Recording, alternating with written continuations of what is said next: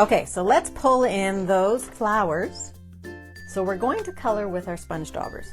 So I'm going to start with my shaded spruce, and I'm just going to use it on the bottom. So I'm going to put your finger right in the hole of the sponge dauber, tap onto your color, and I would just tap off a little bit. So I'm going straight down and dropping off some of the color. And then I'm just going to lightly, because it's a fairly intense color, so I would very lightly go in and give it some color. And you can just dab it right on top.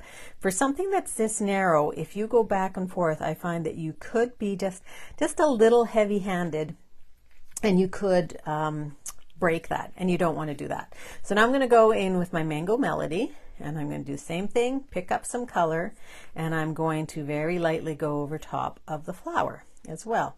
And it doesn't matter here if you are precise or not. Okay, so all I've got here, just show you closer up, is that I have yellow on the bottom, a little bit of yellow on the top as well. And I'm going to do the same thing in here. So we're going for fairly intense color on this one. We've got some nice bright colors. I love yellow on flowers.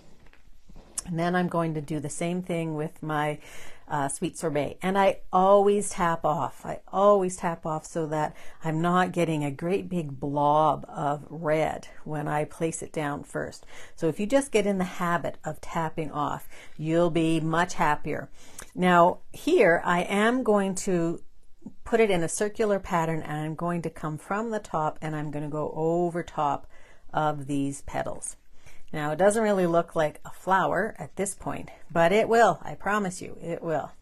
Okay, so I'm going to put that there, but I'm also going to bring in a little bit more of my mango. I'm going to dot it on right over top of where there's red. And I'm just going to do that again, so that I'm just going to create our flower. Okay, so those are the two pieces to our flower, and I'm going to do one more. Here, I've already got it cut out, as I said, and I'm going to try and make this one just a smidge lighter, so I'm not even going to pick up my color. So I'm just going to tap it on. I just want a smidge lighter. I just want it to be a little more gentle. So this is how you can get different intensities of color in doing this. So this way, you don't have to have all the colors of paper if you don't want to have them. If you want to have them, even certainly do that.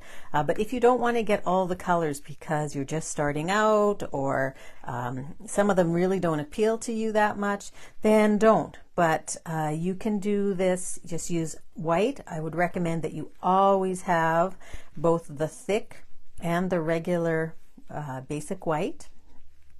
So this is not looking really much lighter. Well, it is actually. So let me just show you the comparison of the two.